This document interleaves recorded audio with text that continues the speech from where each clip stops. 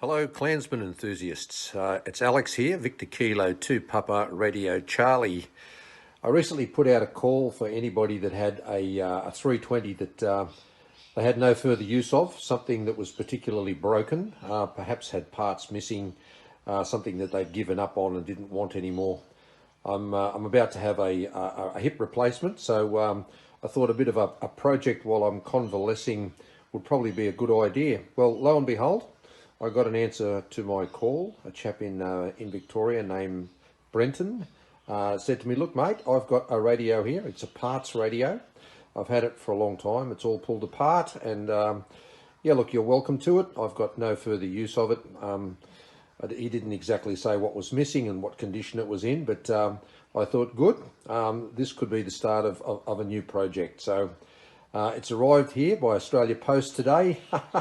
My goodness, I wonder what's in that box. So let's have a bit of a look and see what the starting point is.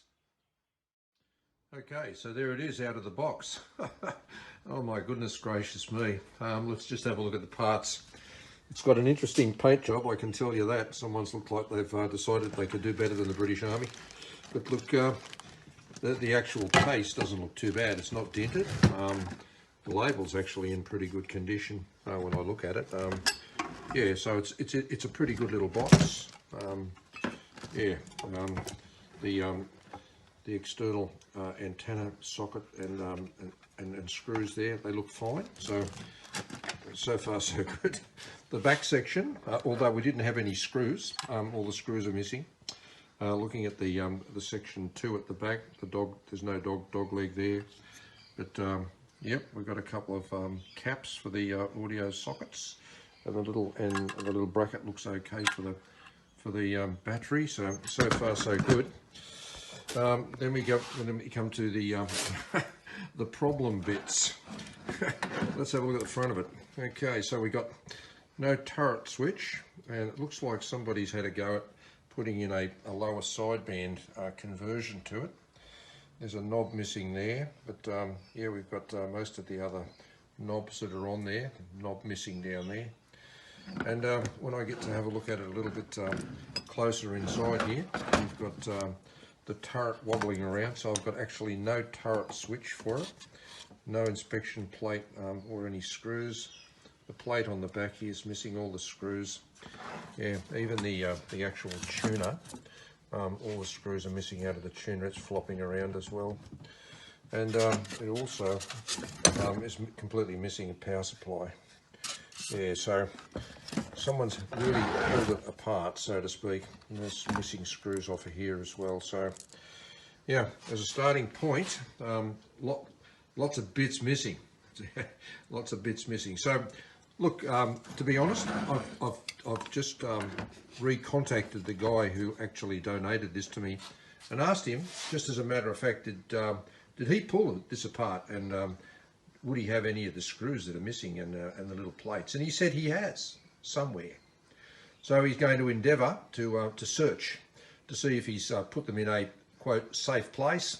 So I'm sitting here waiting for an answer. So let's see what comes up. Back on the bench.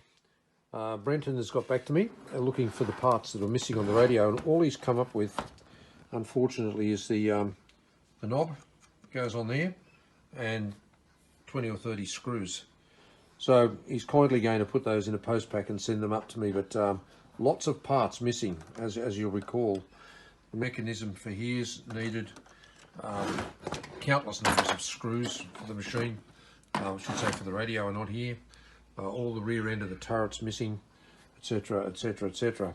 But all good Clansman owners have a junk box. So I've gone to the junk box, and I'm very happy to say that I think I may be in luck with a lot of these parts. I've got an old chassis here, and all of the parts required for the rear of the turret are here. So I've got those spares, which is really good.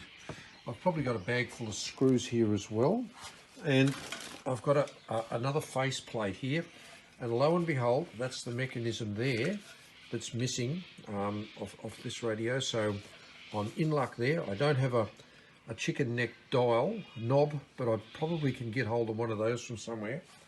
It's looking good so far as bits and pieces are concerned. Well, I've had a bit of a look at the set, and I've done a little bit of thinking, and you'll recall I said that it had see the hole there? Someone had tried to install a lower sideband kit, and that's the switch that I removed from that hole. So I've sort of put together what I think has happened to this set as far as history is concerned. Someone has endeavoured to put in the lower sideband conversion into the set, and when I have a look here on the board where the track gets cut, and the lower sideband requires that track there to be cut, and then when I look at the absolute mess here, it's just absolutely nothing like it should look. There's tracks removed off the board, there's missing wires, things sticking up in the air. Yeah, what a botched up job. Somebody's tried to do a lower sideband conversion, and then obviously the set was probably working all right before, but after they did conversion, they couldn't get it to work anymore because of something that they've done in this area. So they've gone back and re-linked the track there. So that sort of shows me that they've tried to put it back together as it was, just with an upper sideband set. And they've done so much damage to the circuit here that they've given it away and scrapped the set. So that's what I'm thinking. And after the set got scrapped, then possibly what happened to it, it became a spare set, and the power supply was consequently moved, taken off to probably to try or to use on another set, and then for some obscure reason, all of this has been removed as well. So obviously someone had plans to try and take some of these parts off and remove plates at the back and whatnot. So I think that's generally the sort of history of the set. So while I'm waiting for Brenton to try and find the bits and pieces that he removed from around here, I'm sort of started to concentrate on this area here, and I've managed to I have a spare number 6 board over here, and I'm sort of looking at the plan of the original circuit diagram, the printed circuit diagram there, and I'm going to try and do the repair and replicate that back onto here, and just methodically do all of the point-to-point checks to make sure that all the little bridge wires that I put in to replace the printed circuit board tracks are correct. So I'll do that while I'm waiting for hopefully some parts to turn up. We'll see how we go. This is what I plan to do. I plan to remove completely the tuning unit out of the radio completely. We'll get back to that at the end. And then what I'm going to do is I'm going to incorporate all of those spares from my spares junk box. I'm going to rebuild the back section of the tuner here, the part that's missing, all that. And I'm going to install the assembly at the front down there that goes into the front face with the activation lever, I should say activation shaft.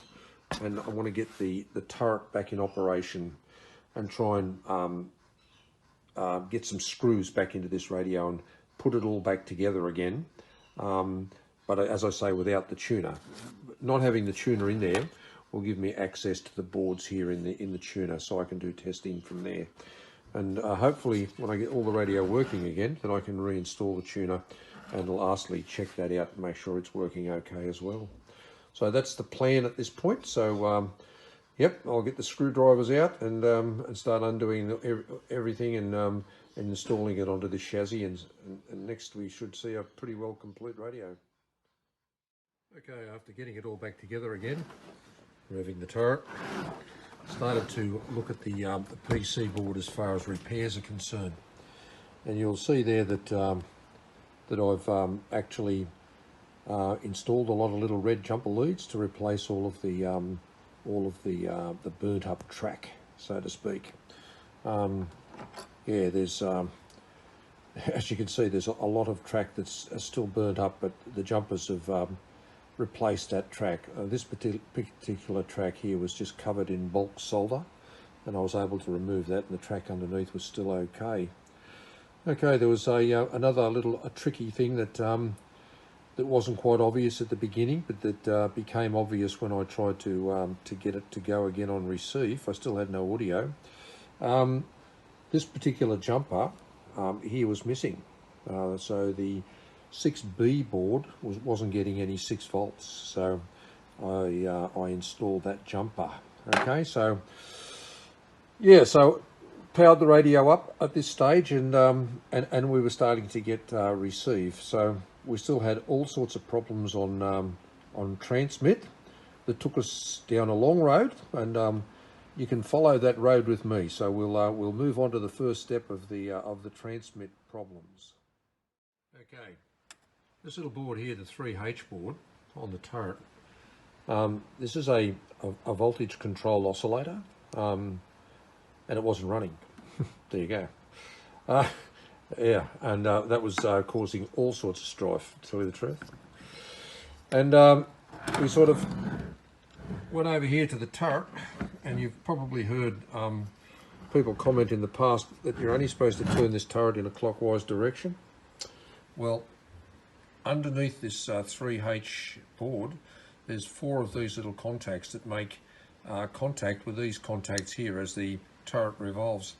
Well, somebody had turned the turret in the opposite direction, and the little spring-loaded contacts were all bent up underneath the 3H board. So we had to remove the 3H board and replace. Lucky I had spares again of the little contacts, and they're sort of down in this area here. So you can see there I've replaced the contacts, and that got the 3H board working. So we then had the high frequency being generated depending on the band and the frequency selected. But unfortunately, we still had problems, and the problems that we had after that were all to do with the rear section of the radio, that being the number 2 section. So we'll move on and have a bit of a talk about the problems that I encountered on the number 2 section of the board. Okay, what we're looking at here is a standard 2A board. Okay, the preamp section's down here, and up here we've got the final PA out section of the board. But my little radio had a bit of a different board on it, a sort of an upgraded version. And with that upgraded version come a different plate on the rear as well. That plate there is different than the normal plates associated with this type of board. But look, nevertheless, we had lots of problems in this area. And the first problem was that the MOSFETs in the PA section were blown. Looking at the price of these things, astronomical as you'd expect. So what did we do? We put that one aside. Okay. And we had a spare 2A board that I'd had here from a previous well, I don't know, scrapped radio.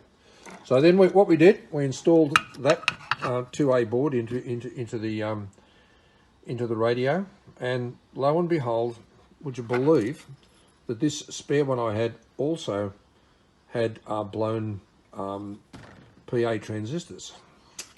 So that one there ended up following its predecessor into the rubbish tin. Okay, so moving right along, we put that aside, and we pulled up another back that I had, and we built up in this back the replacement for the radio. Okay, I found a supplier in the UK who was selling these 2A boards as refurbished from, I think, Selco, which was a contractor for the British Army, and he was selling these quite modest price. So I ordered a board from him, and when the board arrived, I installed it into this back, and lo and behold, it wouldn't work either. My goodness, here we go. So I found that the ML1 ML1 chip on my new board. If you look very carefully there, it's got a, see that near my thumb there? It's got a cross. Where is it? It's got a cross marked on it, which sort of indicates it's dead. So I took the ML1 chip off that board and put it on this board. Okay, so then we had a correctly operating 2A board. Good so far. Well, we still had problems, and with the back of the radio, the two section, and I knew that the radio body itself was good because I substituted another back from a known good radio and it worked fine. So we still had a problem here. It wasn't transmitting properly. In fact, not at all. Started to investigate the 2B board, this one here, and found that the relay, the actual little relay there, underneath there, this is a spare board, but this little relay on this board was burnt out. So I took a relay off a chassis around the 6 board. There's a relay on the chassis on the 6 board, so I took that relay off and transplanted it onto the 2B board in here, and that worked fine. That was absolutely great, but I still couldn't get any output out of the back of this radio section, which was still quite annoying. So a lot of angst, a lot of testing, wishing I had extension cables. Many hours are going by, soldering little wires on that I could take readings after the thing was put back together, etc., etc. And after hours and hours of mucking around, I finally found the problem, and that was a wire that was actually connected that shouldn't have been. And I know this sounds crazy, but I'll explain exactly what it's all about.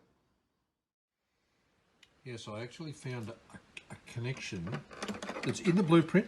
If you look at the manual, it shows that that this particular wire should be there, and it runs from the number 6 terminal, which is just there, number 6 terminal, and a wire comes down here and it goes on to the 2A board, and that goes on just there. That's the number 15 terminal right there. And that particular wire that went between those two terminals was stopping the operation of the PA section. It's to do with overload monitoring. I took that wire off and everything worked absolutely perfect. So what I did out of curiosity, I had a look in another 2 of my sets that I've been operating for years, and that jumper wasn't there. So why the jumper was on this particular one, I'll never know. But anyway, as it turns out, we've got a fully functional rear section after much angst and a lot of work. But yeah, so moving right along. The next job was to get it on the air. It seemed to be transmitting with the right power. The antenna was working. The ant tuning was working on it.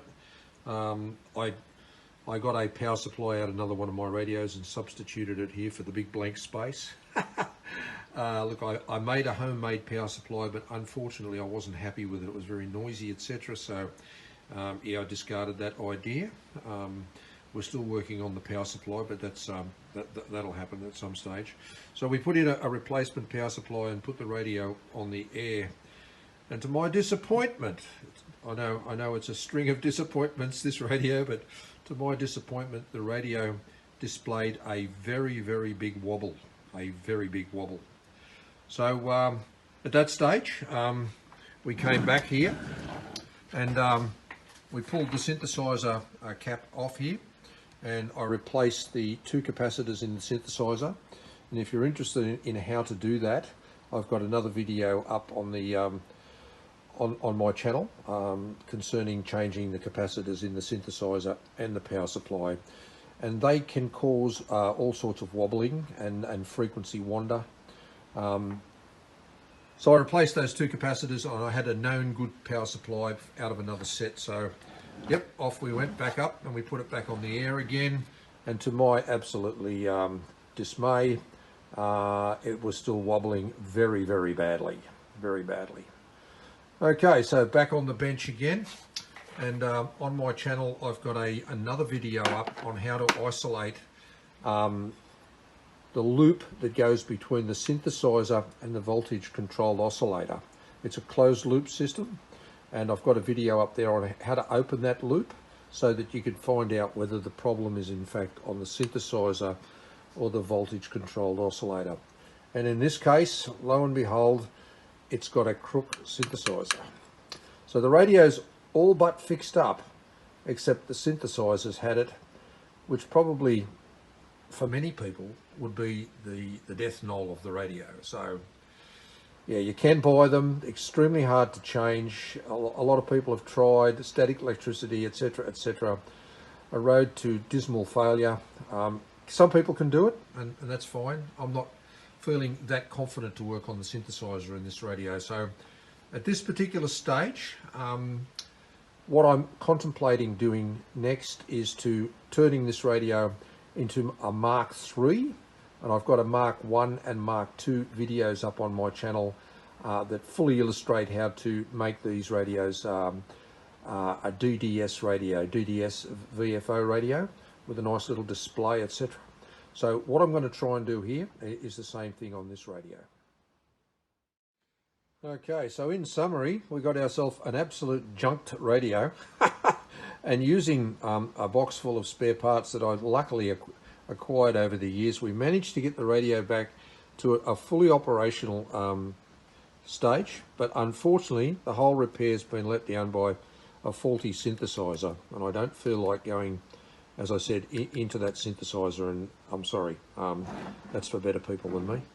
Okay, so what I just mentioned was I'm going to do a DDS VFO conversion to this radio. But look, I've been giving it a little bit of thought, and some of the feedback that I've had from my Mark I and Mark II models were, yeah, it looks great, but gee whiz, what a big job. I don't feel confident to undertake a job like that because I have very limited skills, and I don't have a crow, don't have an RF generator. I'm pretty good with electronics, but you know, that's about it. So what I'm going to try and do in my Mark III version is to do a conversion, but a simple as possible conversion, one that may not be as elaborate as the Mark II version of mine, but still it'll save a radio like this from the scrap heap.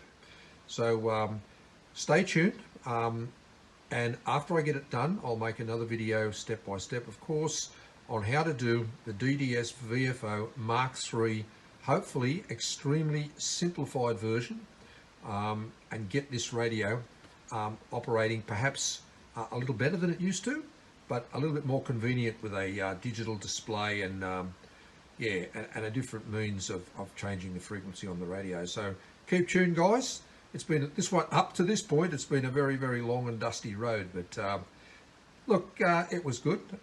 My hip's all good now. Had the operation and walking around quite normally, and this filled in quite a few hours of the recuperation. So yeah, thanks to Brenton for his set and his little bag of screws that he sent.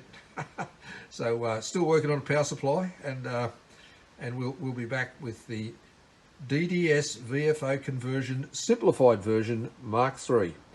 This is Victor Kilo 2, Papa Radio Charlie. It's Alex here saying 73.